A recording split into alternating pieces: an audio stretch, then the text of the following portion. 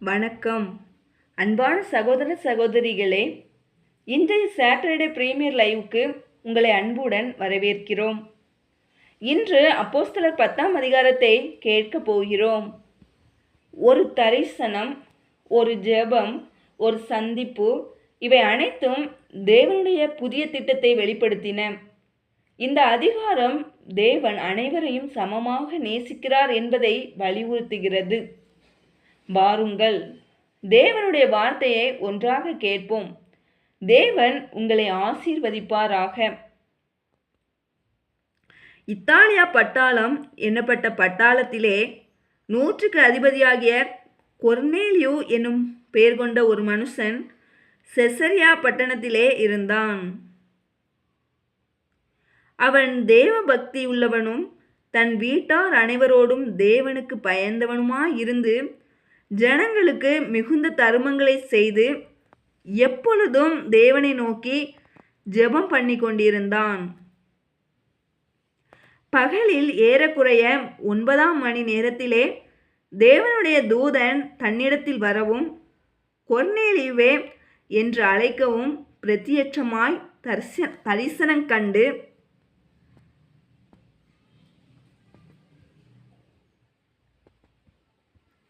அவனை உற்று பார்த்து பயந்து, ஆண்டவரே, என்ன என்றான். அப்பொழுது அவன், உன் ஜெபங்களுக்கும் உன் தருமங்களுக்கும் தேவனுக்கு நினைப்பூட்டுதலாக அவர் சந்நிதியில் வந்தெட்டிருக்கிறது.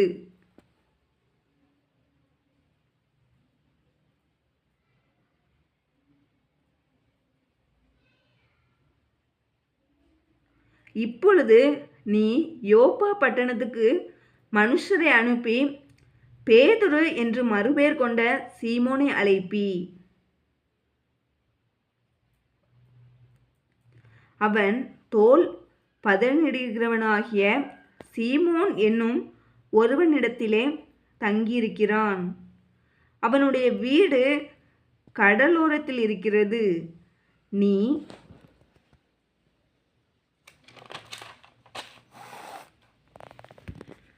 செய்ய வேண்டியதை அவன் உனக்கு சொல்லுவான் என்றான்.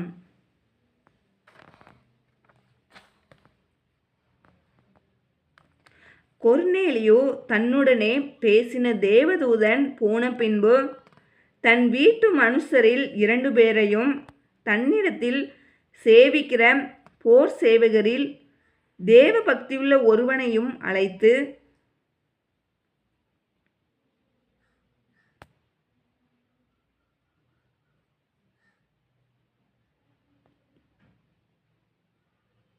எல்லாவற்றையும் அவர்களுக்கு விவரித்து சொல்லி அவர்களை யோப்பா பட்டணத்துக்கு அனுப்பினான்.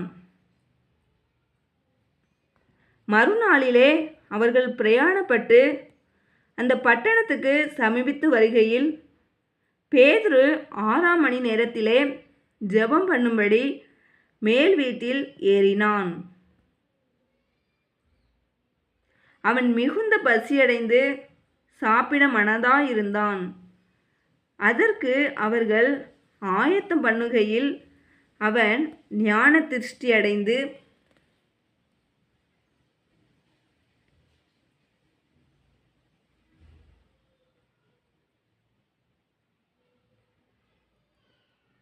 வானம் திறந்திருக்கிறதாகவும் 4 முனைகளும் கட்டப்பட்ட பெரிய துப்பட்டியைப் போல ஒரு விதமான கூடு தன்னிடத்தில் இறங்கி தரையில் விடப்பட்டிருக்கிறதாகவும்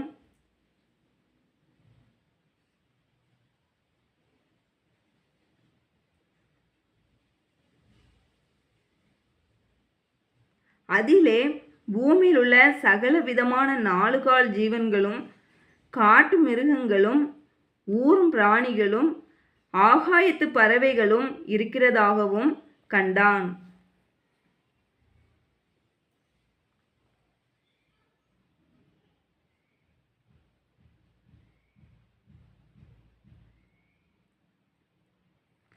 அல்லாமலும், பேதுருவே, எழுந்திரு, அடித்து புசி என்று அவனுக்கு சொல்லும் ஒரு சத்தம் உண்டாயிற்று.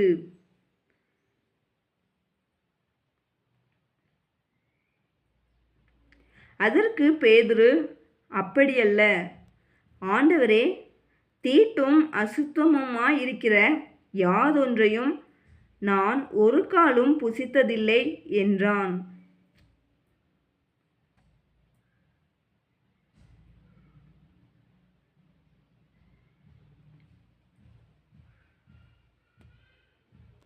அப்பொழுது தேவன் சுத்தமாக்கினவைகளை நீ தீட்டாக எண்ணாதே என்று இரண்டாந்தரமும் சத்தம் அவனுக்கு உண்டாயிற்று.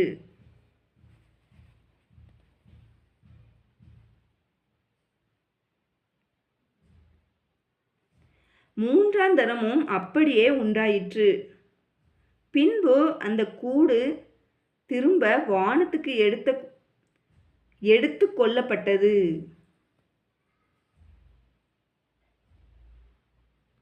அப்பொழுது பேதுரு தான் கண்ட தரிசனத்தை குறித்து தனக்குள்ளே சந்தேகப்படுகையில், இதோ, கொர்நேலியுவினால் அனுப்பப்பட்ட மனுஷர்கள் சீமோனுடைய வீட்டை விசாரித்து கொண்டு வாசற்படியிலே வந்து நின்று,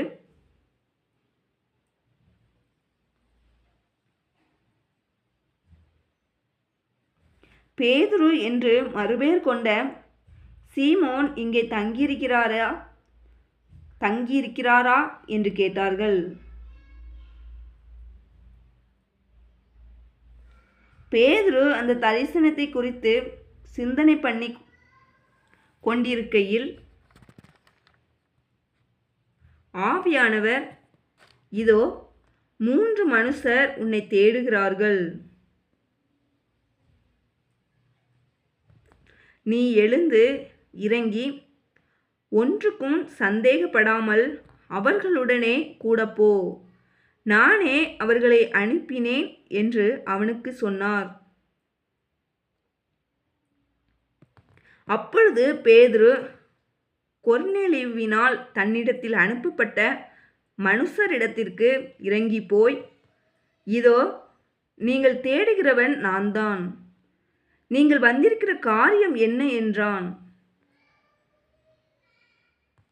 அதற்கு அவர்கள், நீதிமானும் தேவனுக்கு பயப்படுகிறவரும் யூத ஜனங்கள் எல்லாராலும் நல்லவர் என்று சாட்சி பெற்றவருமாகிய கொர்நேலியு என்னும் 100க்கு அதிபதி உம்மை தம்முடைய வீட்டுக்கு அழைப்பித்து உம்மால் சொல்லப்படும் வார்த்தைகளை கேட்கும்படி பரிசுத்த தூதனாலே தேவயத்தனமாய் கட்டளை பெற்றார் என்றார்கள். அப்பொழுது பேதுரு அவர்களை உள்ளே அழைத்து அவர்களுக்கு உபசாரம் செய்து மறுநாளிலே அவர்களுடனே கூட புறப்பட்டான். யோப்பா பட்டணத்தாராகிய சகோதரரில் சிலரும் அவனுடனே கூட போனார்கள். மறுநாளிலே செசரியா பட்டணத்தில் பிரவேசித்தார்கள். கொர்நேலியோ தன் உறவின் முறையாரையும் தன்னுடைய விசேஷித்த சிநேகிதரையும் கூட வரவழைத்து அவர்களுக்காக காத்திருந்தான். பேதுரு உள்ளே பிரவேசிக்கிற பொழுது கொர்நேலியு அவனுக்கு எதிர்கொண்டு போய் அவன் பர்வதத்தில் கொண்டு போய் அவன் பாதத்தில் விழுந்து பணிந்து கொண்டான். பேதுரு அவனை தூக்கி எடுத்து, எழுந்திரும், நானும் ஒரு மனுஷன்தான் என்றான். அவனுடனே பேசிக்கொண்டு உள்ளே போய் அநேகர் கூடி வந்திருக்கிறதை கண்டு அவர்களை நோக்கி, அந்நிய ஜாதியானோடே கலந்து அவனிடத்தில் போக்கு வரவாய் இருப்பது யூதனானவனுக்கு விலக்கப்பட்டிருக்கிறதென்று நீங்கள் அறிந்திருக்கிறீர்கள். அப்படி இருந்தும் எந்த மனுஷனையும் தீட்டுள்ளவன் என்றும் அசுத்தன் என்றும் நான் சொல்லாதபடிக்கு தேவன் எனக்கு காண்பித்திருக்கிறார். ஆகையால் நீங்கள் என்னை அழைப்பித்தபோது நான் எதிர் பேசாமல் வந்தேன். இப்போதும் என்ன காரியத்துக்காக என்னை அழைப்பித்தீர்கள் என்று கேட்கிறேன் என்றான். அதற்கு கொர்நேலியு, 4 நாளைக்கு முன்னே இந்நேரத்திலே நான் உபவாசித்து 9ஆம் மணி நேரத்தில் என் வீட்டிலே ஜெபம் பண்ணி கொண்டிருந்தேன். அப்பொழுது பிரகாசமுள்ள வஸ்திரம் தரித்த மனுஷன் ஒருவன் எனக்கு முன்பாக நின்று, கொர்நேலியுவே, உன் ஜெபம் கேட்கப்பட்டது, உன் தான தருமங்கள் தேவ சந்நிதியில் நினைத்தருளப்பட்டது. யோப்பா பட்டணத்துக்கு ஆள் அனுப்பி பேதுரு என்று மறுபேர் கொண்ட சீமோனை வரவழைப்பாயாக. அவன் கடலோரத்திலே தோல் பதனிடுகிறவனாகிய சீமோனுடைய வீட்டிலே தங்கியிருக்கிறான். அவன் வந்து உன்னிடத்தில் பேசுவான் என்றார். அந்தபடியே நான் உடனே உம்மிடத்திற்கு ஆள் அனுப்பினேன். நீர் வந்தது நல்ல காரியம். தேவனாலே உமக்கு கட்டளையிடப்பட்ட யாவையும் கேட்கும்படிக்கு நாங்கள் எல்லாரும் இப்பொழுது இங்கே தேவ சமூகத்தில் கூடியிருக்கிறோம் என்றான்.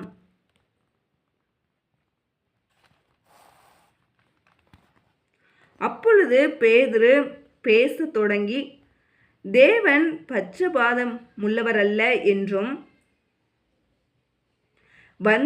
எந்த ஜனத்திலாயினும் அவருக்கு பயந்திருந்து நீதியை செய்கிறவன் எவனோ அவனே அவருக்கு உகந்தவன் என்றும் நிச்சயமாய் அறிந்திருக்கிறேன்.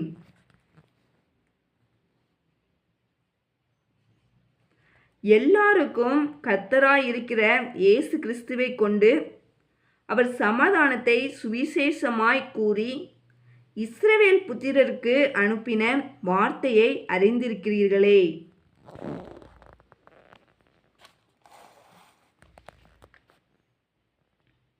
யோவான் ஞானஸ்நானத்தை குறித்து பிரசங்கித்த பின்பு கலிலேயா நாடு முதற்கொண்டு யூதேயா தேசமெங்கும் நடந்த சங்கதி இதுவே.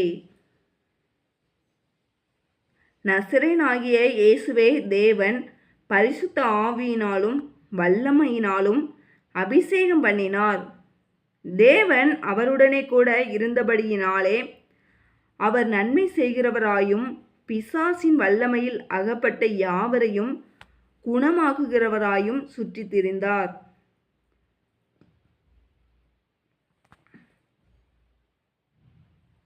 யூதருடைய தேசத்திலும் எருசலேமிலும் அவர் செய்தவைகள் எல்லாவற்றிற்கும் நாங்கள் சாட்சிகளாயிருக்கிறோம்.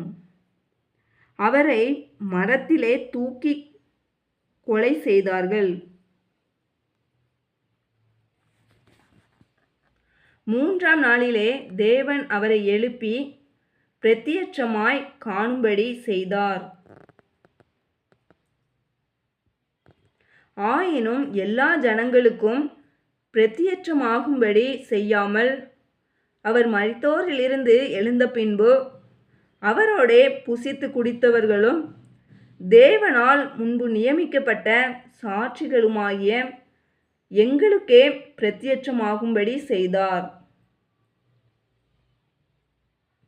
அன்றியும் அவரே உயிரோடு இருக்கிறவர்களுக்கும் மரித்தோர்களுக்கும் தேவனால் ஏற்படுத்தப்பட்ட நியாயாதிபதி என்று ஜனங்களுக்கு பிரசங்கிக்கவும் சாட்சியாக ஒப்புவிக்கவும் அவர் எங்களுக்கு கட்டளையிட்டார். அவரை விசுவாசிக்கிறவன் எவனோ அவன் அவருடைய நாமத்தினாலே பாவ மன்னிப்பை பெறுவான் என்று தீர்க்கதரிசிகள் எல்லாரும் அவரை குறித்தே சாட்சி கொடுக்கிறார்கள் என்றான். இந்த வார்த்தைகளை பேதுரு பேசி கொண்டிருக்கையில் வசனத்தை கேட்டவர்கள் யாவர் மேலும் பரிசுத்த ஆவியானவர் இறங்கினார். அவர்கள் பல பாஷைகளை பேசுகிறதையும் தேவனை புகழுகிறதையும் பேதுருவோடே கூட வந்திருந்த விருத்த சேதனமுள்ள விசுவாசிகள் கேட்கும்போது பரிசுத்த ஆவியின் வரம் புறஜாதிகள் மேலும் பொழிந்தருளப்பட்டதை குறித்து பிரமித்தார்கள். அப்பொழுது பேதுரு, நம்மை போல பரிசுத்த ஆவியை பெற்ற இவர்களும் ஞானஸ்நானம் பெறாதபடிக்கு எவனாகிலும் தண்ணீரை விலக்கலாமா என்று சொல்லி கர்த்தருடைய நாமத்தினாலே அவர்களுக்கு ஞானஸ்நானம் கொடுக்கும்படி கட்டளையிட்டான். அப்பொழுது சில நாள் அங்கே தங்கும்படி அவனை வேண்டிக் கொண்டார்கள்.